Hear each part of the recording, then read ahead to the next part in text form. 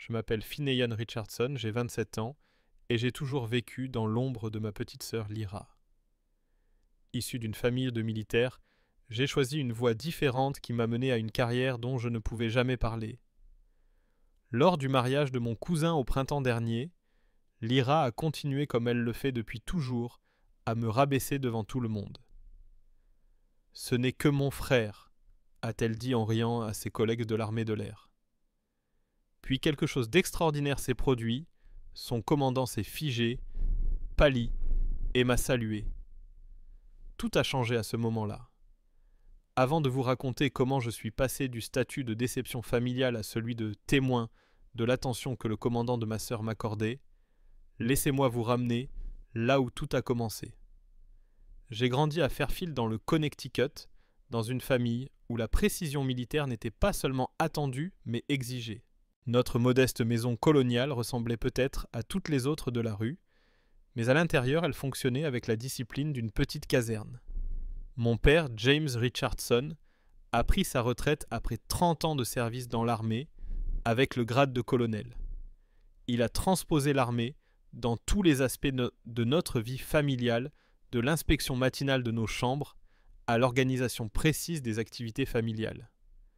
Papa se tenait droit les épaules toujours droites, avec ses cheveux poivre et celles coupées à la même longueur depuis West Point. Sa voix avait l'autorité de quelqu'un habitué à commander des troupes et ses rares sourires étaient des récompenses que nous nous disputions comme des médailles. L'héritage des Richardson, c'est le service, nous rappelait-il au dîner. L'honneur, le devoir, la patrie, ce ne sont pas que des mots, ce sont les valeurs de notre famille. Ma mère Catherine était infirmière militaire lorsqu'elle a rencontré mon père. Bien qu'elle ait raccroché son uniforme pour nous élever, elle a conservé l'efficacité et le sang-froid de ses années dans le corps infirmier. Elle était plus douce que papa, mais s'en remettait à son autorité dans la plupart des questions familiales. Le soutien discret de maman était constant, même si j'aurais souvent souhaité qu'elle s'oppose plus fermement aux attentes démesurées de papa. Et puis il y avait Lyra, ma petite sœur de 2 ans, ma cadette. Dès qu'elle a su marcher, elle semblait destinée à réaliser les rêves militaires de notre père. Alors que je me plongeais dans les livres, Lyra grimpait aux arbres et organisait les enfants du quartier en bataillons fictifs. À 6 ans, elle savait réciter les grades militaires par cœur. À 10 ans, elle remportait des concours de conditions physiques pour les jeunes. Les yeux de papa s'illuminaient quand il la regardait, un regard que je voyais rarement posé sur moi. « Lyra est une meneuse née », disait-il avec fierté à ses camarades militaires qui venaient de nous rendre visite. « Elle a le sang Richardson dans les veines. » J'étais différente.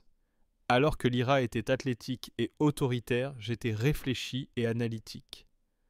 Mon champ de bataille était la salle de classe, et mes armes étaient les mots et les idées. J'excellais à l'école, apprenant à trouver ma validation dans des notes parfaites et les félicitations de mes professeurs, car celles de mes parents étaient rares. Le schéma s'est établi très tôt. Lorsque j'ai remporté le concours régional d'orthographe en 5e, la fête familiale a été de courte durée avant que la conversation ne se tourne vers la prochaine compétition d'entraînement militaire de Lyra. Lorsque j'ai été sélectionné pour la National Honor Society, mon père a approuvé d'un signe de tête avant de demander à Lyra où elle en était dans son entraînement physique. Un souvenir me revient, particulièrement, j'avais 16 ans, j'étudiais à la table de la cuisine pour mes examens avancés, tandis que Lyra s'entraînait à démonter et remonter un fusil d'entraînement dans le salon. Papa était assis à côté d'elle avec un chronomètre lui donnant des temps et des conseils. « Fineyan, m'a-t-il lancé par-dessus son épaule, viens regarder ta sœur. C'est une compétence qui forge le caractère. » Je les ai rejoints à contre-cœur, observant les mains assurées de Lyra manipuler les pièces métalliques. « Et c'est ça avec tes manuels », m'a taquiné Lyra en terminant avec un temps impressionnant. Papa rit. Chacun ses talents, je suppose. Ces mots semblaient conciliants, mais son ton indiquait clairement quel talent il valorisait le plus. La seule personne qui semblait vraiment me voir était mon grand-père Arthur. le père de papa, un vétéran de la Seconde Guerre mondiale, à la dignité tranquille. Grand-père Arthur nous rendait visite tous les mois, apportant des livres qui nourrissaient ma curiosité pour le monde.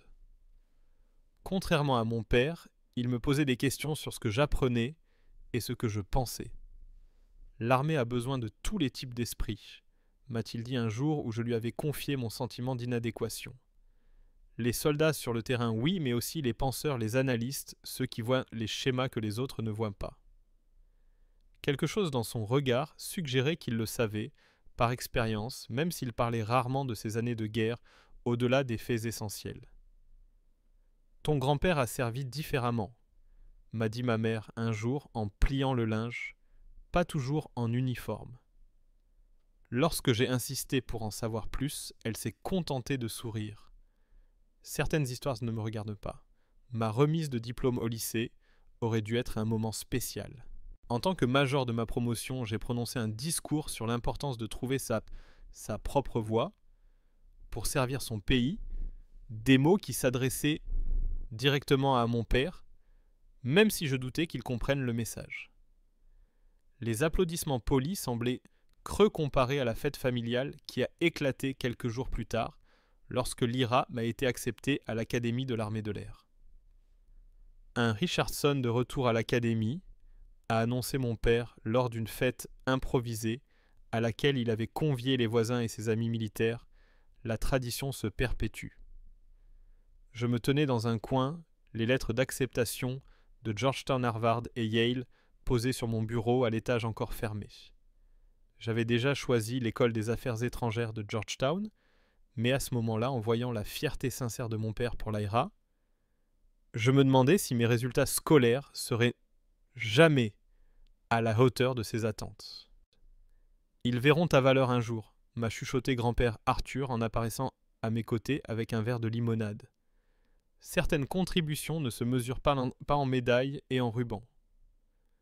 Je ne pouvais pas savoir à quel point ces paroles seraient prophétiques, ni combien d'années je devrais attendre pour qu'elles se réalisent. L'université de Georgetown m'a ouvert un monde de possibilités que je n'avais jamais osé imaginer sous l'emprise des attentes militaires de ma famille. La School of Foreign Service m'a stimulé intellectuellement, tandis que Washington DC m'a exposé à la réalité complexe de la politique mondiale, au-delà des manuels et de la théorie.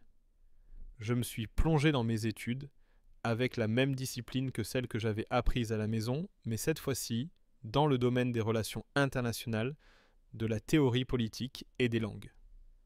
Le russe m'est venu naturellement suivi du mandarin et de l'arabe.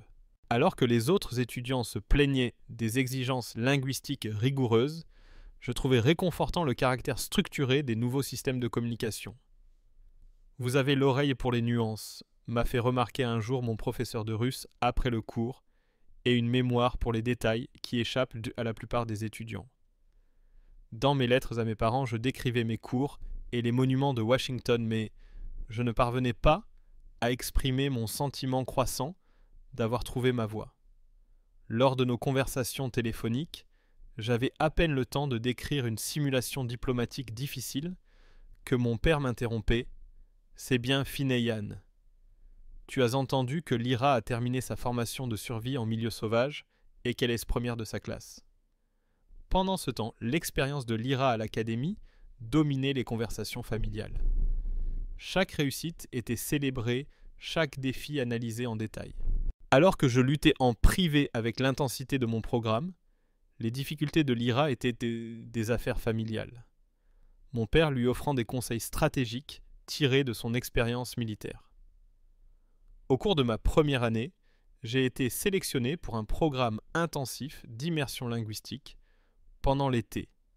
Ce que ma famille ignorait, c'est que ce programme était en partie financé par des agences gouvernementales à la recherche de talents. Mes capacités d'analyse et mes compétences linguistiques avaient attiré l'attention au-delà du monde universitaire. Au début, le recrutement était subtil. Un professeur me proposait des projets de recherche spéciaux, des consultants, qui s'intéressaient particulièrement à mes questions, venaient donner des conférences et j'avais des conversations informelles sur mes objectifs de carrière avec des anciens élèves en visite, dont les cartes de visite mentionnaient vaguement leur affiliation au gouvernement. En dernière année, les conversations sont devenues plus directes. Une femme nommée Diana Baker, vêtue d'un tailleur pantalon banal et affichant une posture parfaite, m'a abordé après un séminaire sur la sécurité internationale.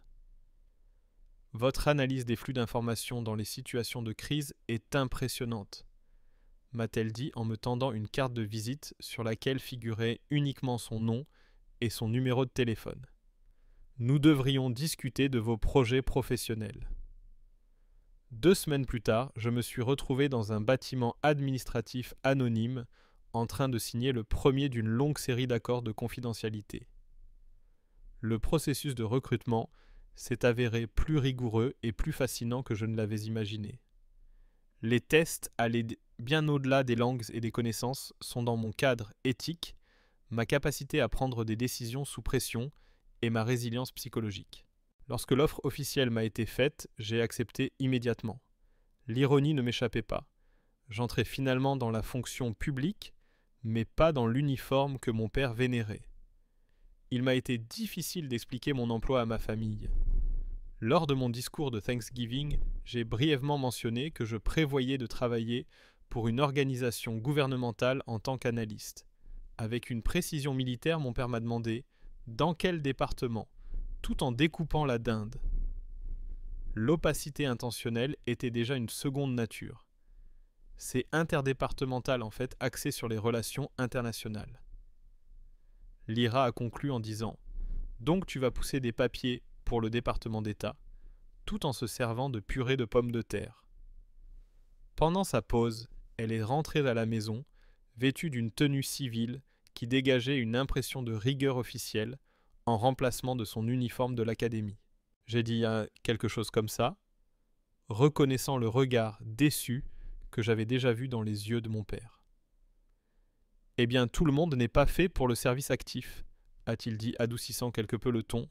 « Les rôles de soutien sont également nécessaires. » J'étais prêt à dire n'importe quoi, mais Lyra a commencé à parler d'exercices d'entraînement tactique et papa était trop excité pour écouter. Dans un geste subtil de solidarité, maman m'a serré la main sous la table. Après avoir terminé mes études universitaires, le fossé entre mon travail réel et ce dont je pouvais parler s'est considérablement creusé. Je me suis plongé dans une formation qui m'a épuisé physiquement et mentalement, immergé dans une langue qui allait bien au-delà de la maîtrise académique et préparé psychologiquement à des scénarios que je pensais réservés aux films, tandis que Lyra partageait des photos d'elle en uniforme sur les réseaux sociaux et appelait à la maison pour raconter des histoires filtrées de ses missions. J'ai délibérément choisi une couverture banale, un poste d'analyste de niveau intermédiaire chargé d'étudier des documents sur la culture et l'économie.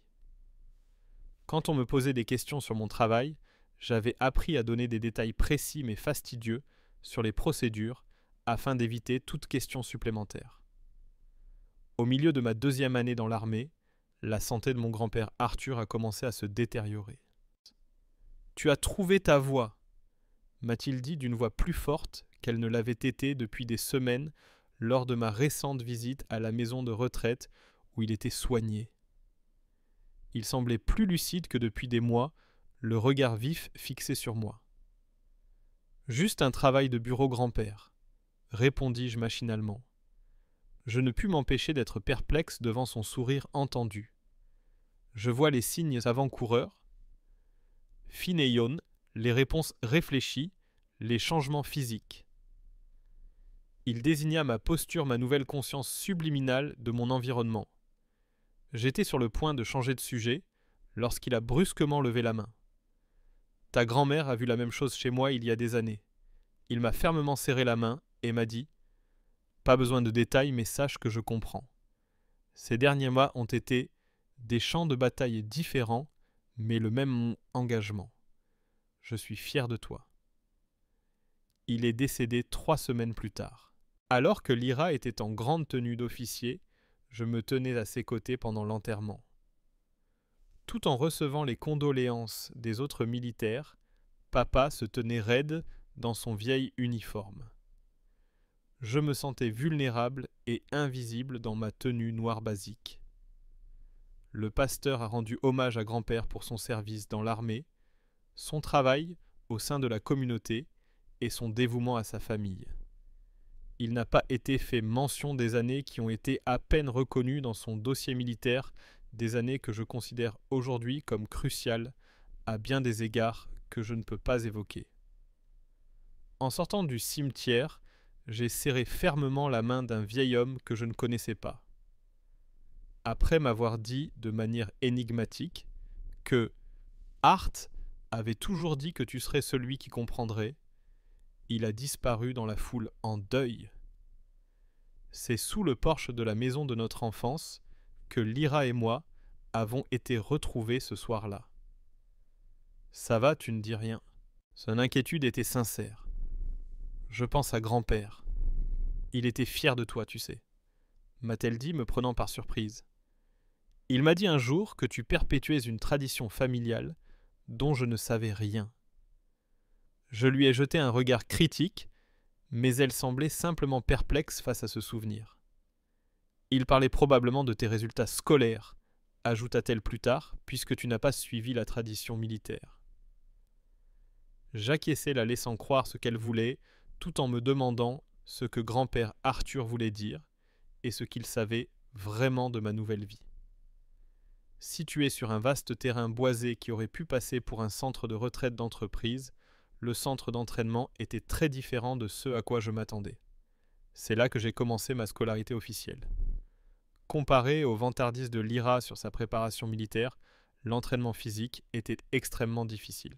Des compétences spécialisées, telles que la capacité à détecter la surveillance, à sécuriser les protocoles de communication, à mener des analyses comportementales et à connaître les principes fondamentaux du métier d'espion étaient tout aussi importantes que la condition physique pour ma survie sur le champ de bataille. L'enseignement de la langue cible allait bien au-delà des salles de classe. On m'a inculqué l'argot, les dialectes régionaux et les subtilités culturelles qu'aucun cours universitaire n'avait jamais abordées. Du jour au lendemain, mon russe était passé d'un niveau scolaire excellent à un niveau conversationnel réel avec des identifiants régionaux qui pouvaient me situer n'importe où entre Vladivostok et Moscou, selon la situation. Ma maîtrise du mandarin et de l'arabe a suivi. La langue, ce n'est pas seulement des mots, m'expliquait Nathalie, mon professeur. C'est devenir quelqu'un d'autre, quelqu'un qui pense dans cette langue, qui a des souvenirs et des habitudes qui correspondent à son identité. Le plus difficile était peut-être de se préparer mentalement à tout cela, apprendre à séparer ses pensées et ses sentiments, à rester calme sous pression, à lire les gens et les situations avec un détachement professionnel, tout en semblant complètement impliqué. Notre responsable de formation a fait remarquer, alors que nous évaluions tout le monde, « Ton parcours familial t'aide beaucoup ici. » Je ne savais pas trop comment prendre cette remarque. Tu mènes déjà une double vie en répondant aux attentes tout en protégeant tes véritables pensées. Nous ne faisons que perfectionner cette compétence. Après 18 mois de formation, j'ai enfin obtenu ma première mission sur le terrain. Tout est top secret, mais je n'oublierai jamais l'excitation que j'ai ressentie lorsque le plan d'opération a été approuvé, le temps que j'ai passé à perfectionner ma couverture et la sérénité particulière qui m'a envahi une fois en place. « Tu es doué », m'a dit mon collègue et ami Jeremy Hayes à notre retour. Jeremy, qui avait 5 ans d'ancienneté de plus que moi, au sein de l'agence, est devenu mon confident et mon mentor. Au cours d'une longue nuit de surveillance, je lui ai demandé via un système de communication crypté « Comment tu gères ça avec ta famille ?»« Mal », m'a-t-il répondu en riant doucement. Ma mère pense que je suis un comptable malheureux, souffrant du syndrome du côlon irritable, pour expliquer mes horaires de travail et mon stress. Les miens pensent que je suis une secrétaire glorifiée, lui ai-je avoué. Ma sœur, ça, dans l'armée de l'air. À leurs yeux, c'est elle qui sert vraiment. Le service invisible. pensait-il. C'est nous essentiels mais invisibles. Il faut être d'un certain type pour accepter cela. Je me suis fait connaître au sein de l'agence au cours des 5 années qui ont suivi. Pour certaines activités, mes compétences analytiques et ma flexibilité sur le terrain étaient un atout. J'ai surpassé mes collègues de formation en termes de progrès et j'ai pu assumer des tâches plus difficiles qui ont mis à l'épreuve mes capacités physiques et mentales. Bien sûr, j'ai frôlé la catastrophe à plusieurs reprises lors d'une opération de collecte de données en Asie. J'ai dû rester sous couverture pendant 3 jours d'interrogatoires intensifs à la suite d'une faille de sécurité dans les locaux où j'étais en poste, et une autre extraction en Europe de l'Est a failli mal tourner lorsqu'un contact inattendu s'est présenté. Au cours de ma 4e année de service, on m'a confié la mission la plus difficile. Les détails de l'opération sont toujours secrets, mais ce qui importe, c'est que des erreurs de renseignement indépendantes de notre volonté ont fait déraper la situation. 2 agents locaux. Jérémy et moi-même avons dû élaborer un plan d'évacuation improvisé lorsque leur couverture a été compromise. Nous avons protégé des citoyens qui avaient tout risqué pour nous fournir des renseignements tout en traversant une zone urbaine difficile pendant 72 heures, sans aucune aide, en gardant une longueur d'avance sur les forces de sécurité locales. Nous étions en fuite depuis environ 3 jours lorsque nous sommes arrivés au point d'extraction. J'avais été touché à l'épaule gauche et j'avais pris des décisions que je remets parfois en question lorsque je suis seul avec mes pensées. Notre action improvisée a été saluée comme remarquable dans le rapport post-opérationnel et on nous a attribué le mérite d'avoir sauvé de nombreuses vies. Une cérémonie secrète a été organisée pour nous exprimer. Sa gratitude, les médailles ont été placées en lieu sûr, au lieu d'être exposées, et j'ai obtenu une promotion qui m'a conféré davantage de pouvoir opérationnel. Après cela, je suis retourné dans mon modeste appartement, j'ai couvert la blessure à l'épaule, avec du maquillage, et j'ai contacté mes parents pour organiser notre rendez-vous habituel. C'est la semaine dernière que je n'ai pas répondu à votre appel et je m'en excuse. J'avais une conférence de travail à Chicago. Un de ces jours, tu devrais trouver un travail qui te valorise vraiment, m'a-t-il dit.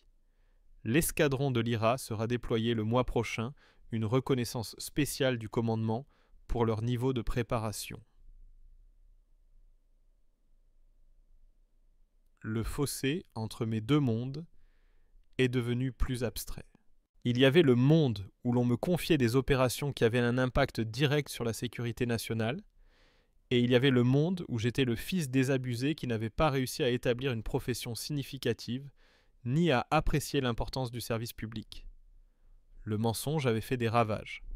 Je prenais soin de vérifier chaque recoin de mon appartement à la recherche de caméras de surveillance avant de céder à des accès éphémères d'émotions réelles, qui allaient souvent de sanglots de colère à un rire presque hystérique face au ridicule de ma situation.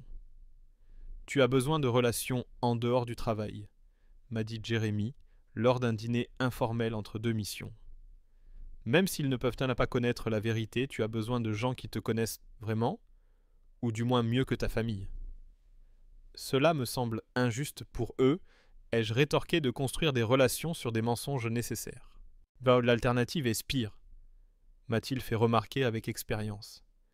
Il m'a averti, ce travail dévore ceux qui essaient de s'en sortir seuls. Crois-moi. J'ai pris son avertissement à cœur et j'ai fait un effort pour m'entourer d'amis civils capables de comprendre la nature nébuleuse de mon travail et ma disponibilité irrégulière. Cette compartimentation était toujours épuisante, mais elle m'aidait.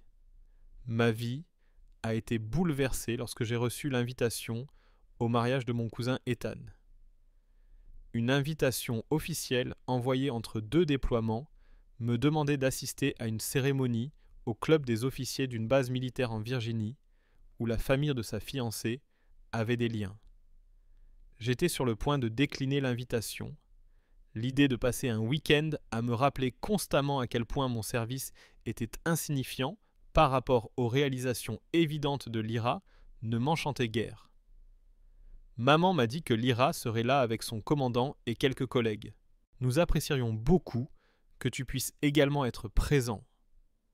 La voix de ma mère avait une douceur suppliante qui m'a fait reconsidérer ma décision. Alors que je promettais « je serai là », mon anxiété face à la cérémonie à venir grandissait. Je ne m'attendais pas à ce que ce devoir familial rassemble de manière aussi profonde mes vies auparavant fragmentées. Pendant des semaines, je me suis inquiété outre mesure pour le rectangle de couleur crème qui était l'invitation au mariage que je gardais sur le comptoir de ma cuisine.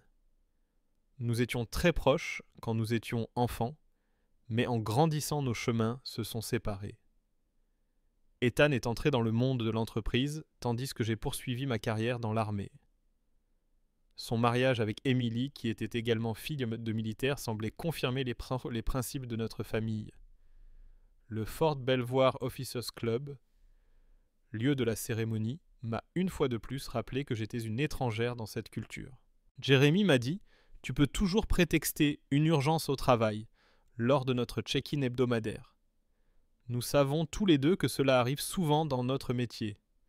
Et renforcer l'idée que je privilégie mon travail de bureau ennuyeux à ma famille, ai-je répondu en soupirant profondément. Alors assume, a répondu Jérémy, adoptant le ton qu'il utilisait pour élaborer des stratégies opérationnelles. Ça ne ferait que donner plus d'arguments à Lyra. Considère ça comme du travail sur le terrain. Prépare ton histoire, anticipe les questions susceptibles de t'être posées, contrôle le récit. C'est ma famille, pas un service de renseignement hostile, ai-je rétorqué en plaisantant. Ce que tu viens de me dire rend la question discutable, a répondu Jérémy en riant. Écoute, prépare simplement des anecdotes précises sur ton travail d'analyste qui semblent plausibles mais faciles à oublier. Redirige la conversation vers les mariés et prépare une stratégie de sortie pour quand la dynamique familiale deviendra trop pesante. Son approche pragmatique a apaisé mon anxiété. J'ai loué une voiture pour être autonome, réservé une chambre loin de la famille, pour m'isoler et inventer une série d'histoires sur mon travail factuellement exact, mais stratégiquement lacunaire. J'ai abordé le week-end du mariage avec la même planification systématique que pour une opération. Il m'a été plus difficile que prévu de choisir ma garde-robe. Malgré mon penchant pour les costumes amples, ma préparation sur le terrain m'avait rendu nettement plus en forme que le bureau. J'ai enfilé des chaussures de ville cirées qui ne gênaient pas mes mouvements, une habitude que je n'arrivais même pas à perdre pour les réunions de famille, ainsi qu'un costume bleu marine et une cravate sobre pour le mariage, afin de minimiser mon physique athlétique tout en restant élégant. Grâce à mon sens inné de la situation, je me suis enregistré à mon hôtel en Virginie un vendredi après-midi. Comme à mon habitude, j'ai examiné méticuleusement la chambre tout en donnant l'impression de défaire mes valises. Je n'avais pas vu ma famille depuis près d'1 an, mais tout allait changer ce soir-là, lors du dîner de répétition. Afin de pouvoir évaluer l'atmosphère avant de me lancer, j'ai délibérément arrivé avec 7 minutes de retard. Les membres de la même famille étaient assis en groupe prévisible dans le coin privé du restaurant, chaque bruit semblant être une discussion. Mes parents étaient assis près du centre, mon père dégageant une aura militaire digne dans son blazer, et ma mère se tenant à ses côtés, calme et vigilante. J'ai vu Ethan et Emily qui rayonnaient de joie à l'idée de se marier. Plusieurs cousins, tantes et oncles étaient présents. Certains étaient des visages familiers, tandis que d'autres avaient changé ou grandi depuis notre dernière rencontre. Heureusement, Lyra n'était pas encore arrivée, ce qui m'a permis de me présenter à ma guise. Lorsque maman a traversé la pièce pour me rejoindre, elle s'est exclamée d'une voix joyeuse, fine et Yann. Malgré tout, son étreinte m'a donné l'impression de rentrer à la maison. « Tu es très élégant. N'est-il pas élégant, James ?» Papa l'a gentiment pris dans ses bras, lui donnant une accolade ferme, mais agréable. « Je suis content que tu aies pu venir. Je pensais que ton travail t'en empêcherait. » J'ai demandé mon congé bien à l'avance, ai-je répondu avec le même enthousiasme. Cette remarque a provoqué un petit rire. Cousine Ethan ne se marie qu'une fois, espérons-le. Cela marquait une amélioration dans notre relation parfois difficile. Je fis le tour des invités pour saluer les membres de ma famille et répondre à leurs questions incessantes sur mon emploi avec un air délibérément vague. Ma devise du soir était « L'analyse gouvernementale n'est pas aussi passionnante qu'on le croit », que je suivais toujours de « Mais parle-moi plutôt de ton travail ». Cette tactique réussit à détourner l'attention jusqu'à ce que Lyra entre dans le restaurant et que la porte s'ouvre avec une précision militaire. Bien que le dîner de répétition fût officiellement une réunion informelle, elle avait l'air confiante et posée comme il sied à un commandant de l'armée de l'air. Elle était suivie de 3 civils qui dégageaient indéniablement une autorité militaire. Le plus âgé, un homme d'âge moyen, aux cheveux poivre et sel et au regard froid et analytique, ne pouvait être que le commandant de Lyra, le colonel Marcus Reed. Les 2 autres étaient probablement des collègues officiers, un homme et une femme du même âge que Lyra. « Excusez-moi pour le retard », dit Lyra à tout le monde dans la pièce. La sécurité de la base a pris plus de temps que prévu. Papa se précipita pour saluer les nouveaux arrivants, son expression devenant plus animée qu'au début de la soirée. Lorsque les invités furent officiellement présentés, les militaires furent distingués et reçurent une attention particulière. « Colonel Reed, bienvenue. Merci d'être venu. » Lyra finit par regarder dans ma direction, mais je restai en retrait pour observer les délicates relations de pouvoir. Elle répondit « Et voici mon frère Fineyan », avec une pointe de dédain dans la voix. Avec un air professionnel, le colonel Reed lui serra la main et dit « Il travaille aussi à Washington, mais pour une agence civile. » Monsieur Richardson enchanté. Notre poignée de main fut rapide, la sienne ferme et évaluatrice. Comme on pouvait s'y attendre de lui, il passa rapidement à autre chose, mais une étincelle d'intérêt aurait pu briller dans ses yeux. Le dîner se déroula comme prévu. À une extrémité de la table, papa et le groupe de militaires échangeaient des anecdotes et des points de vue que les invités civils ne pouvaient que vaguement comprendre en raison des nombreuses références aux procédures et aux règlements. Lyra occupait le devant de la scène dans ses conversations, allant même jusqu'à traduire avec condescendance le jargon militaire pour les profanes. Je me suis efforcé de parler aux parents d'Émilie et de m'informer sur leurs projets de mariage et leurs coutumes en leur posant des questions précises.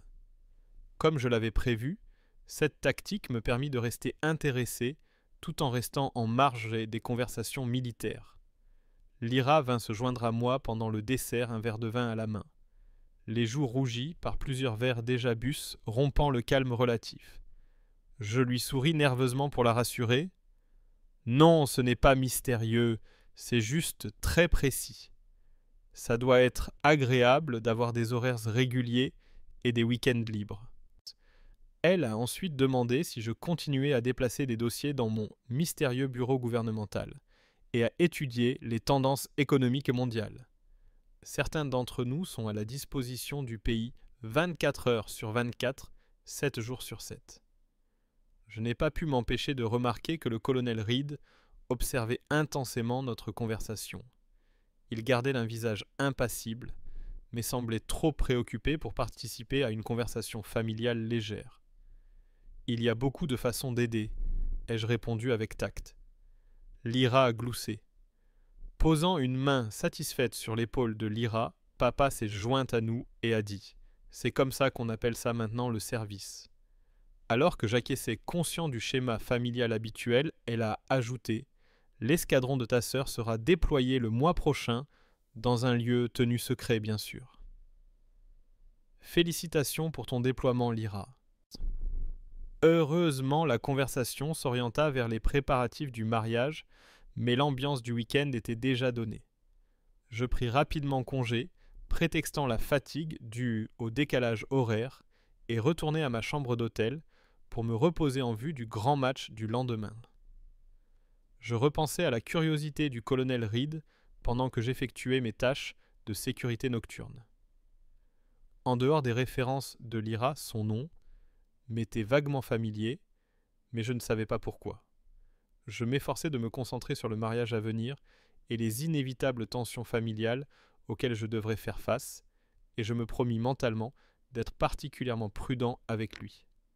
Je ne savais pas encore que le colonel Reed était sur le point de faire un lien qui allait changer irrévocablement la donne. Le club des officiers était transformé par des fleurs blanches, des rubans argentés et une précision militaire donnant l'impression d'être illuminé par le soleil printanier de Virginie. Les invités se sont rassemblés pour la cérémonie de 3 heures, vêtus d'uniformes d'apparat et de tenues civiles formelles. Je me suis assise au centre du côté de la mariée où je pouvais être bien vu sur les photos, sans être le sujet principal. La cérémonie était magnifique dans le respect de la tradition. Émilie rayonnait comme une phare en tant que mariée et Ethan rayonnait de joie. En reconnaissance de la diversité de leurs origines, leurs vœux faisaient subtilement référence aux principes militaires et à la coopération civile. En les observant, j'ai souhaité que ma propre vie offre plus d'espace pour les interactions. Dans la vaste salle de bal, la fête a commencé à 17h et s'est déroulée sans encombre de l'apéritif au dîner.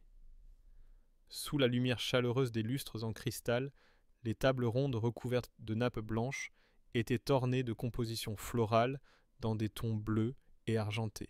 Entre l'arche de sabre qui accueillait les jeunes mariés et le service méticuleusement orchestré de chaque plat, l'événement avait un air militaire et formel. Faire la conversation avec les membres de la famille, complimenter la famille d'Émilie sur les jolies décorations et admirer docilement les photos du nouveau-né du colocataire d'Ethan à l'université faisait partie de ma stratégie pour passer le début de la réception. Jusqu'à ce que la voix tonitruante de Lyra résonne dans la pièce, je pensais que mon plan consistant à me fondre dans la masse et à éviter de trop parler de mon travail fonctionnait. Son corps athlétique et son attitude assurée étaient mis en valeur par son uniforme bleu traditionnel de l'armée de l'air, qui la rendait remarquable. Elle était entourée d'un petit groupe de militaires et de membres de sa famille admiratifs, et racontait ce qui semblait être une anecdote humoristique sur son entraînement, ses gestes devenant plus animés à chaque gorgée de champagne. Je gardai mes distances jusqu'à ce que ma mère, le visage contorsionné d'excuses, vienne me prendre par le coude. Comme je ne m'attendais pas à cela, je fus immédiatement sur le qui-vive. « Pourrais-tu rejoindre ton père et moi à table ? Le colonel Reed a demandé si tu te joindrais à nous pour le dîner. » Son sourire devint nostalgique lorsque ma mère demanda « A-t-il dit pourquoi ?» La réponse fut simple, non juste qu'il avait beaucoup entendu parler des enfants Richardson. Mon sens du devoir, qui était plus familial que professionnel, m'a poussé à acquiescer. Cela signifierait beaucoup pour votre père. À la tête de la table se trouvaient mes parents Lyra, 3 de ses collègues militaires, ainsi qu'une tante et un oncle qui travaillaient également dans l'armée. Le colonel Reed était assis en face de moi et Lyra était à sa droite. « Monsieur Richardson » m'a-t-il demandé alors que je m'installais à ma place. « Votre père m'a dit que vous travailliez dans l'analyse gouvernementale. » Je lui ai répondu en utilisant mon excuse habituelle. « Oui, j'évalue les tendances économiques pour des programmes de développement international. » Il a réagi par un regard qui trahissait une évaluation plus approfondie que ne le méritait cette phrase anodine, en disant « Ne vous sous-estimez pas ». Avec un petit reniflement, Lyra a ajouté « L'analyse, c'est la base d'une bonne prise de décision. Laissez-moi vous dire, colonel, que les rapports de mon frère n'influencent aucune décision importante en matière de sécurité nationale. Le renseignement prend de nombreuses formes, lieutenant Richardson. » Répondit Reed avec douceur, mais son insistance discrète m'incita à l'observer de plus près. Comme souvent, la conversation pendant le dîner dériva vers le terrain attendu des affaires militaires, avec des digressions périodiques sur les mariages et les nouvelles de la famille.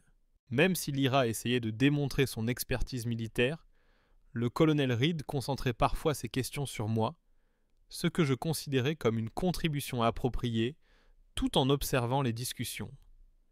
Lorsque la consommation de vin de Lyra passa de joyeuse à excessive, après le plat principal, le changement de dynamique devint évident.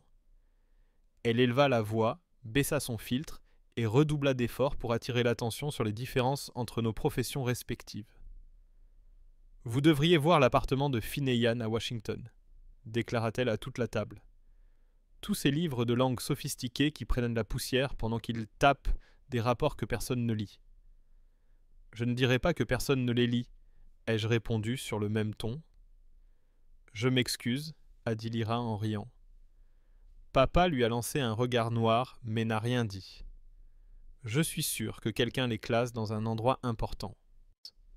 Alors que le malaise de maman grandissait, le colonel Reed semblait s'intéresser à ce qui se passait, mais son attitude contredisait son attention.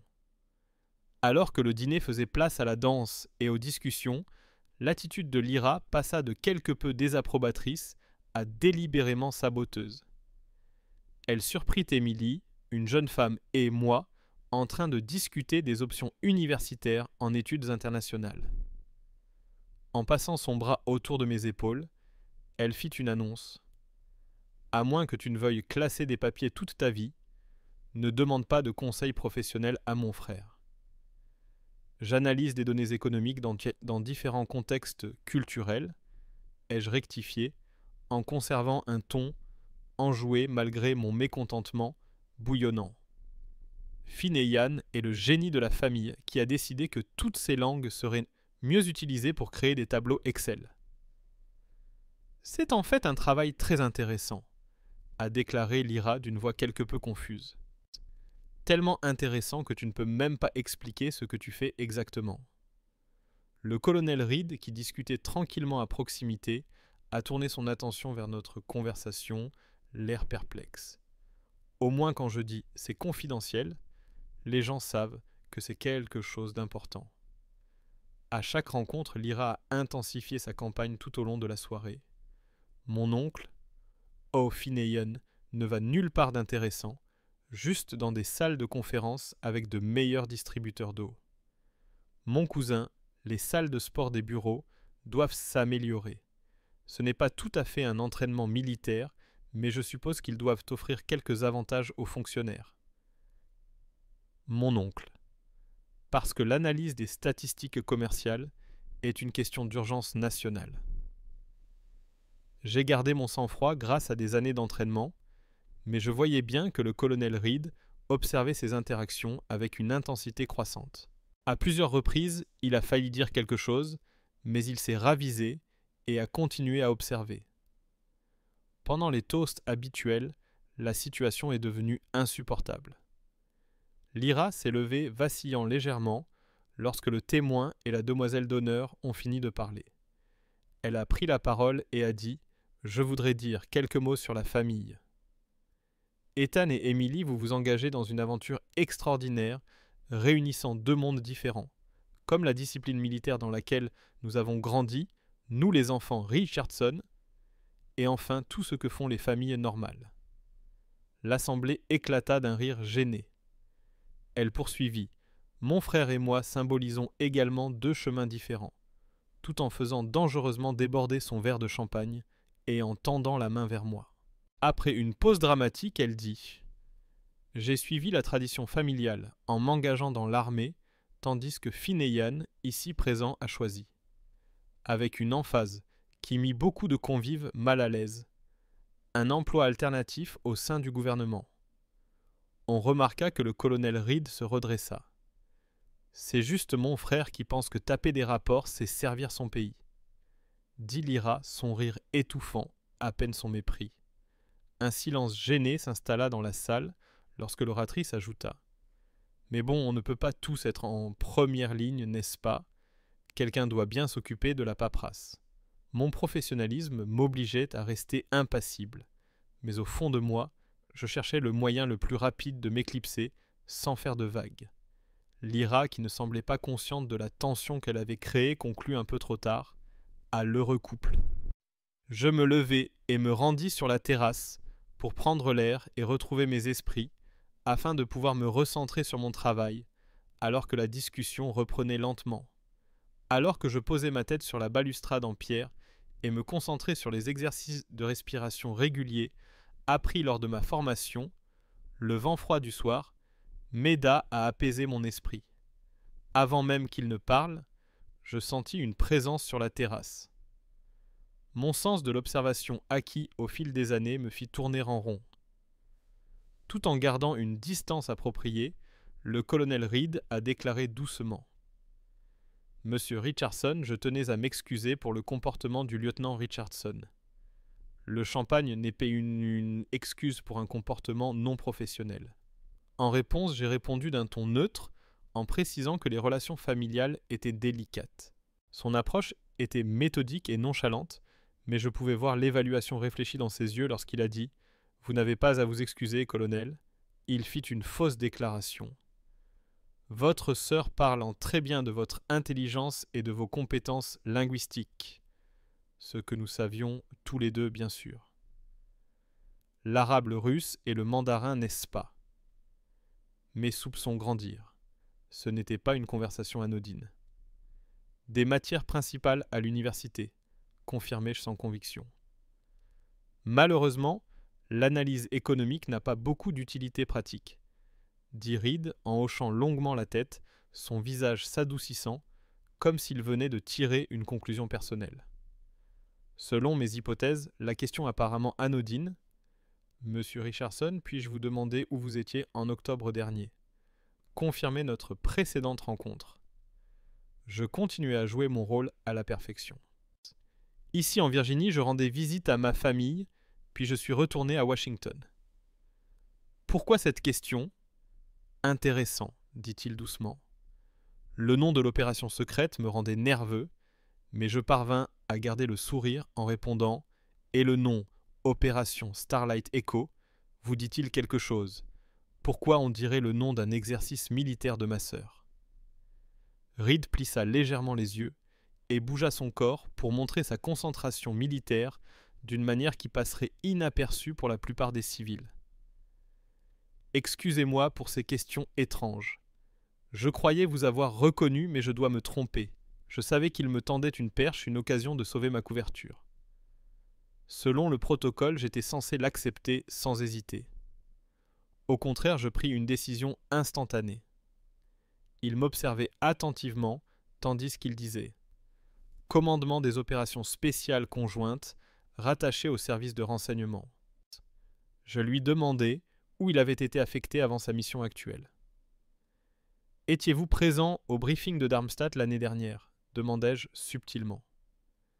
Ses yeux s'écarquillèrent dans un éclat de reconnaissance contrôlée, mais immédiatement reconnaissable. Je l'interrompis au milieu de sa phrase, en secouant légèrement la tête et en disant : « J'y étais en effet, monsieur Richardson, ou devrais-je dire. Selon Reed, qui avait compris les limites, nous devrions rejoindre la réception. Les gens vont se demander où nous sommes passés. » Il m'a répondu à voix basse : « Bien sûr. Après vous. » Nous nous sommes retournés pour regagner la salle de bal. J'ai confirmé : personne dans ma famille n'est au courant, et je préfère que cela reste ainsi. Votre sœur n'est pas au courant, n'est-ce pas ? Reed a hésité à la porte, et j'ai pris sa réponse pour acquise. Pour votre information, j'étais présent lors de la réunion post-opérationnelle au Starlight Echo. Le travail était remarquable. Juste au moment où j'allais répondre, nous sommes retournés à la réception, où Lyra continuait à nous régaler d'histoires confuses sur la domination de notre armée. Elle a haussé un sourcil en nous voyant revenir ensemble. Le colonel Reed a à peine durci son visage en disant : « Vous essayez d'obtenir des informations privilégiées sur ce qu'est vraiment le service militaire. » Tout en se liant d'amitié avec son supérieur Fineyan. Je voyais bien qu'il s'agissait d'un processus décisionnel avec des facteurs opérationnels qui changeaient en temps réel. Après le toast de Lyra, la salle de réception fut plongée dans un silence gênant, tandis qu'il demandait officiellement à s'entretenir avec le lieutenant Richardson. Quelques visiteurs me jetèrent un regard compatissant, tandis que nous poursuivions nos conversations en petits groupes maladroits. Des années de discipline sur le terrain me permirent de garder mon sang-froid, en apparence, mais intérieurement, je planifiais ma fuite de la manière la plus discrète possible. Leur conversation était trop lointaine pour que je puisse l'entendre, mais le colonel Reed conduisit Lyra vers un endroit tranquille où il semblait aller avoir une discussion sérieuse à en juger par leur langage corporel. Alors que Reed parlait à voix basse, le regard de Lyra passa de la perplexité à une expression grave. Je me plaçais de manière à pouvoir observer la dynamique de la pièce, tout en donnant l'impression d'être impliqué dans une discussion entre parents éloignés au sujet d'un mariage. En voyant l'interaction entre Lyra et Reed, l'expression de mon père trahissait son inquiétude quant à la réprimande que sa fille bien-aimée était en train de recevoir. J'espérais que Lyra changerait temporairement de comportement, ou qu'elle présenterait au moins des excuses réticentes et hypocrites lorsque Reed et Lyra auraient fini de parler. Contre toute attente, Reed s'approcha de moi d'un air déterminé suivi de Lyra, qui semblait inhabituellement perplexe. Reed me demanda formellement « Monsieur Richardson, pouvez-vous venir ici un instant ?» Tout en répondant, je les accompagnai vers un endroit un peu plus isolé, près des fenêtres, où des curieux nous regardaient dans notre direction. Son attitude fanfaronne avait disparu comme si la réprimande de Reed avait eu un effet profond sur Lyra. « Le lieutenant Richardson a quelque chose à vous dire, » dit-il. Lyra semblait visiblement mal à l'aise tandis qu'elle s'éclaircissait la gorge. Bien que ses excuses préparées donnaient l'impression d'une intervention directe de Reed plutôt que d'un regret sincère, j'acquiesçai. « Je m'excuse pour mes commentaires peu professionnels, Fineyan. Ils étaient inappropriés et irrespectueux. Merci, Lyra. » Ce qui suivit eut un impact durable sur la dynamique au sein de la famille. Avec une intensité qui aurait pu alerter n'importe quel assassin expérimenté, Reed se redressa dans une posture militaire. « Monsieur Richardson, veuillez pardonner ces circonstances inhabituelles, mais je viens de réaliser qui vous êtes. » Lyra était perplexe. « Lieutenant, gardez-vous au garde à vous, » dit Reed d'un ton autoritaire ne laissant aucune place à la discussion. « Colonel, ce n'est que mon frère. » Comme son entraînement militaire l'emportait sur son incertitude, Lyra obéit sans réfléchir. À ma grande surprise, Reed se retourna vers moi et, à ma grande stupéfaction, se redressa et salua avec précision.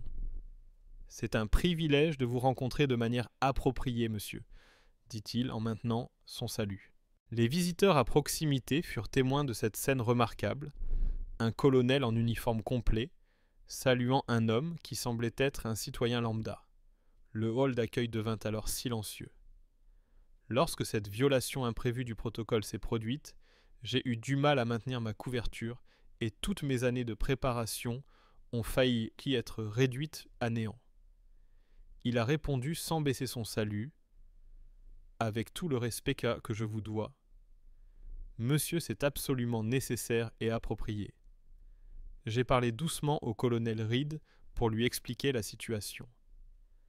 La formation et le protocole étaient primordiaux. Pour lui permettre de baisser la main, je lui ai rendu son salut civil, un simple signe de tête.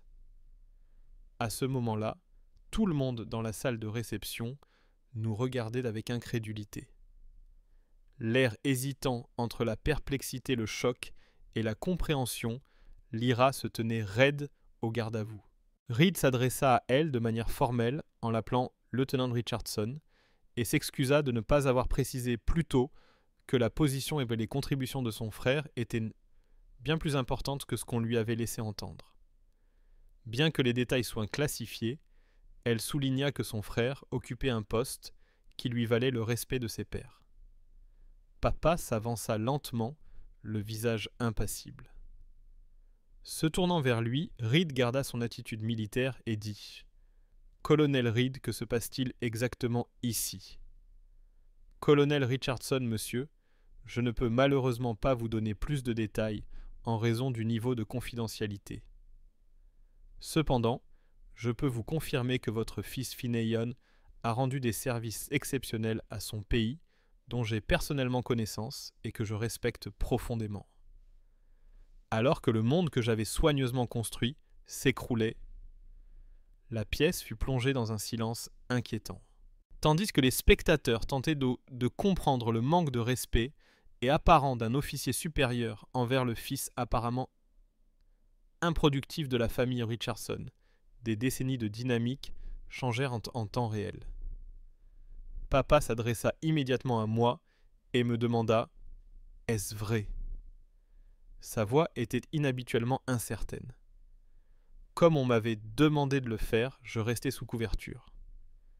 Comme je l'ai toujours dit, mon travail consiste à effectuer des analyses pour des agences gouvernementales. Des analyses qui ont directement sauvé des vies américaines, a poursuivi Reed, trouvant habilement le juste équilibre entre les mesures de sécurité et les informations essentielles à divulguer, y compris des militaires. Le visage de Lyra était devenu pâle, et sa discipline militaire lui permettait à peine de contenir son choc. « Mais tu n'es qu'un analyste, n'est-ce pas ? Votre frère est beaucoup de choses. » Lieutenant, a répondu Reed, avant que je puisse répondre, dont aucune ne peut être divulguée et qui mérite tout votre respect. Les autres militaires présents semblaient comprendre les implications plus rapidement que les citoyens. Bon nombre d'entre eux se redressèrent légèrement leur opinion professionnelle à mon égard ayant clairement changé. Un officier posté près du bar me salua d'un signe de tête avant de reprendre son air sérieux. Ses galons révélaient qu'il appartenait au service secret. Je pense, dis-je d'un ton apaisant, dans le silence gêné que nous ne devons pas oublier, que nous sommes au mariage d'Ethan et Emily. C'est leur journée, pas la mienne. Dès que j'eus prononcé ces mots, la tension dans la pièce se relâcha. Peu à peu, les gens se remirent à parler, même s'ils me regardaient encore souvent. Consciente de l'ambiance étrange, l'organisatrice du mariage demanda au DJ d'annoncer le moment de couper le gâteau, ce qui permit de détourner l'attention. Alors que les invités se dirigeaient en hâte vers le gâteau, Lyra resta immobile. Son attitude autrefois militaire laissant apparaître une fragilité que je ne lui avais pas vue depuis mon enfance. Elle dit « Fineyan, je ne comprends pas. » Je l'interrompis doucement. « Pas ici. » Elle a continué. « Tout ce temps. » Papa se tenait près de moi, le visage empreint d'un mélange de perplexité, d'étonnement, et d'un mélange inhabituel de respect et d'incertitude, une expression que je lui avais rarement vue auparavant. Maman nous a rejoint son expression trahissant plus de suspicion à l'égard de mon travail qu'elle ne l'avait jamais admis. En me serrant doucement la main, elle m'a dit « J'ai toujours su que tu faisais quelque chose d'important. » Une mère sait. Le reste de la réunion fut un tourbillon de questions éludées et de conversations prudentes. Je gardais mon sang-froid, tout en admettant que certes, il m'était arrivé de dépasser le cadre de mes responsabilités. Afin d'esquiver les questions plus directes, le colonel Reed se plaçait habilement à proximité. « Protocole de confidentialité », disait-il avec l'air solennel d'un officier militaire lorsque les proches exigeaient trop d'informations. La sécurité nationale m'empêche d'en dire plus. Une version différente de l'histoire familiale avait pris forme lorsque les jeunes mariés partirent sous une pluie de pétales de roses. Dans cette version, les hauts gradés de l'armée avaient pris conscience des implications de la position énigmatique de Fineyan Richardson au sein du gouvernement. Comme il se devait, les détails étaient flous, mais l'effet était évident. Lyra s'approcha de moi avec un manque de confiance inhabituel alors que les invités commençaient à partir. Son grand désarroi transparaissait dans le ton formel de sa déclaration. Papa a suggéré un petit déjeuner demain à l'hôtel en famille. Cela vous convient-il ? La sœur qui m'avait rejeté avec assurance quelques heures auparavant s'adressait soudainement à moi avec l'hésitation habituellement réservée aux officiers supérieurs. 9 heures, ça me va, répondis-je d'un ton neutre. Le colonel Reed s'approcha de moi une dernière fois gardant ses distances en tant que professionnel, tandis que je rassemblais mes affaires pour partir. Monsieur Richardson, je regrette profondément les difficultés professionnelles que mes actions ont pu vous causer. Soyez assuré que les dégâts ont été limités, murmurai-je doucement, mais je préfère ne pas m'étendre sur ce que vous savez ou ne savez pas de mon travail. Je comprends parfaitement. Il marqua une pause, puis poursuivit. Soit dit en passant, l'opération à Singapour était un exemple parfait. Elle sert encore aujourd'hui d'étude de cas. Je m'efforçai d'esquisser un petit sourire. Bon à savoir, colonel. Passez une bonne soirée. Sur le chemin du retour vers mon hôtel, je repensais au changement radical qui s'était opéré dans ma famille. En un instant, des années de cloisonnement méticuleux s'étaient effondrées. À partir de maintenant, je devrais trouver le juste équilibre entre garder le secret et composer avec la nouvelle compréhension de ma famille. Qu'ils le veuillent ou non, ils avaient entrevu la réalité que j'avais cachée pendant si longtemps.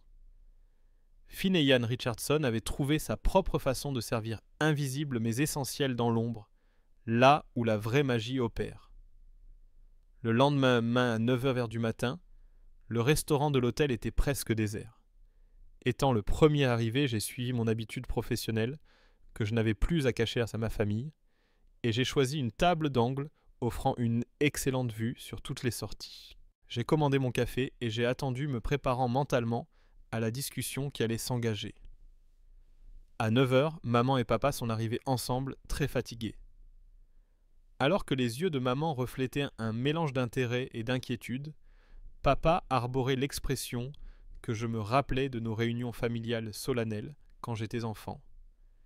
Je leur ai dit « Bonjour » en essayant de paraître naturel tandis que je m'approchais d'eux. Lyra est arrivée à 9h07, toujours en train de changer méticuleusement ses vêtements civils pour ceux de l'armée, alors qu'il prenait place en face de moi, un silence gênant s'installant entre nous. Elle avait manifestement soigné son apparence peut-être pour compenser son comportement de la veille. Elle s'est excusée en disant « Désolée d'être en retard », même si elle était en réalité en avance. Venant d'elle, ces excuses étaient étranges en soi. Après avoir pris notre commande, le serveur est parti nous laissant avec beaucoup de questions sans réponse et un silence pesant. Je suppose que nous devrions discuter de ce qui s'est passé hier soir. Finit par dire papa d'un ton délibérément évasif. Afin d'établir les règles de base pour cette discussion délicate, je précisai. Pour que les choses soient claires, il y a certains aspects de mon travail dont je ne suis pas autorisé à parler, quels que soient les circonstances, y compris avec ma famille. Papa acquiesça d'un signe de tête rigide. J'ai répondu « Ma description de poste officiel est exacte ». Cette formulation diplomatique m'a presque fait sourire. Après avoir été considéré pendant des décennies comme une simple formalité administrative, ma carrière était désormais réduite à un malentendu. Le colonel Reed avait été très clair à ce sujet. Mais un colonel t'a salué, a fait remarquer Lyra, la voix encore empreinte d'étonnement. J'analyse des données pour des agences gouvernementales. La nature spécifique et l'importance de cette analyse sont soumises à des protocoles de confidentialité. Non, cela n'arrive pas aux analystes ordinaires, dis-je en tendant la main vers ma mère pour lui prendre la sienne. Chérie, nous n'avons jamais voulu déprécier ton travail. Nous ne comprenions tout simplement pas. Vous ne m'avez jamais posé de questions, répondis-je avec douceur. La prise de conscience troublante de la réalité fit se crisper le visage de papa qui dit « Tu as supposé. » Ton grand-père, finit-il par dire après une petite pause. Il savait, n'est-ce pas? Je fus prise de court par cette question. Qu'est-ce qui te donne le droit de dire ça? L'expression de papa devint plus sérieuse, tandis qu'il me racontait tout ce qu'il avait dit au fil des ans, notamment son soutien indéfectible à mon choix de carrière, même lorsque nous doutions de moi. Arthur n'était pas seulement dans l'armée, n'est-ce pas? Je réfléchis longuement à ma réponse. Papa comprit enfin lorsqu'il entendit « Grand-père a servi son pays à plusieurs titres, certains plus documentés que d'autres. Et tu as choisi cette voie plutôt que l'uniforme. demanda-t-il. J'ai découvert ma vocation, répondis-je simplement paraphrasant grand-père Arthur. La serveuse apporta notre dîner, ce qui fut une distraction agréable. Alors qu'il s'éloignait, Lyra s'approcha le visage trahissant son désarroi. « Je n'ai pas fait semblant de savoir, s'est-elle corrigée. Toutes ces fois où je me suis moqué de ton travail, les choses que j'ai dites hier soir, tu n'en avais pas conscience. » Sa voix était inhabituellement douce lorsqu'elle a parlé. Il lui a fallu beaucoup de courage pour l'admettre, mais je voyais à quel point cela lui coûtait. Je pensais que comme tu ne portais pas d'uniforme, tu ne servais pas vraiment. C'était arrogant et injuste. Merci de le dire. Tu peux nous dire quelque chose sur ce que tu fais exactement ? Demanda-t-elle. Je souris timidement. J'analyse des données pour des agences gouvernementales chargées de la sécurité internationale. Mes compétences linguistiques sont utiles dans ce domaine. C'est vraiment tout ce que tu peux dire ? Demanda Lyra. C'est vraiment la seule chose que je peux dire, confirmai-je. Mon père me regarda d'un air nouveau. Les changements physiques mentionnés par le colonel Reed. Tu ne passes pas ton temps assis à un bureau, n'est-ce pas ? La condition physique est importante dans de nombreuses fonctions gouvernementales. Ai-je répondu avec tact. Il semblait un peu inquiet, presque comme un père. Es-tu en danger, fit Neyon. J'ai été pris de court par la question. Il a hoché lentement la tête, ses connaissances militaires comblant les lacunes des explications civiles. Tout service comporte des risques, papa. Différents types de risques selon les fonctions. Et tu es doué dans ce que tu fais. Reed l'a clairement dit. Je fais de mon mieux, répondis-je sans hésiter. Je le rassurai. Tu as vu ce qu'on m'a demandé de montrer. Et il s'excusa brusquement, ses remarques trahissant sa surprise. Maman me serra à nouveau fermement la main et dit « C'est exactement ça. J'ai toujours su que tu faisais quelque chose d'important. Une mère sans ces choses-là. » La lune de miel prochaine de l'oncle Eton, le club de jardinage de maman, et l'engagement de papa auprès du groupe d'anciens combattants étaient parmi les sujets chez les plus stables abordés. Cependant, un aspect crucial avait changé. Un nouvel équilibre pourrait s'établir lorsque l'ordre familial établi de longue date serait irrévocablement bouleversé. Pendant que nos parents s'occupaient de l'addition, Lyra m'a trouvé seul alors que nous terminions le petit déjeuner. Elle m'a dit avec espoir « Tu ne pourrais pas me dire à quelle opération Reed faisait référence ?»« Absolument pas, » ai-je répondu en souriant. Les mots, ça valait le coup d'essayer, lui ont échappé alors qu'elle marquait une pause. Des chemins différents, le même engagement, ai-je dit en lui tendant une branche d'olivier. J'ai passé des années à me sentir désolé pour toi, à penser que tu t'étais contenté de moi. J'avais tort et je m'en excuse. Comme disait grand-père, a répondu Lyra en hochant la tête. Elle a ensuite ajouté, laissant transparaître un soupçon de sa compétitivité d'antan. Mais je parie toujours que je peux courir plus vite que toi. En réponse, je lui ai montré juste ce qu'il fallait de confiance en moi pour qu'elle se demande si nous allions un jour le découvrir. 6 mois plus tard, la maison de mes parents dans le Connecticut était le lieu de notre réunion familiale pour Thanksgiving. La dynamique était désormais meilleure, mais cela restait parfois inconfortable. Le ton désapprobateur avec lequel mon père me présentait comme son fils qui travaille pour le gouvernement s'était progressivement estompé. Il choisissait désormais de minimiser en disant simplement « Il travaille dans l'analyse de la sécurité internationale », tout en essayant de cacher une pointe de fierté. Sur la base d'une appréciation mutuelle de nos modes de service uniques, Lyra et moi avions tissé des liens. Après 3 tentatives infructueuses, elle a compris qu'il y aurait des restrictions et a cessé d'essayer d'obtenir des documents secrets. 1 semaine après Thanksgiving, j'ai reçu la médaille du service distinguée dans un établissement gouvernemental classifié pour une opération qui ne serait jamais reconnue publiquement. Seules les personnes disposant du niveau de sécurité requis étaient autorisées à assister à la cérémonie privée, et ce qui n'a surpris personne, pas même ma famille. Après avoir fait valoir avec succès que le soutien de la famille renforçait la résilience opérationnelle, Jérémy a aidé à obtenir des autorisations exceptionnelles. Bien qu'ils aient été assis au dernier rang, ils étaient là pour la reconnaissance, mais ne pouvaient pas entendre le contenu confidentiel de la récompense. J'ai regardé la petite foule, tandis que la médaille était épinglée à ma veste.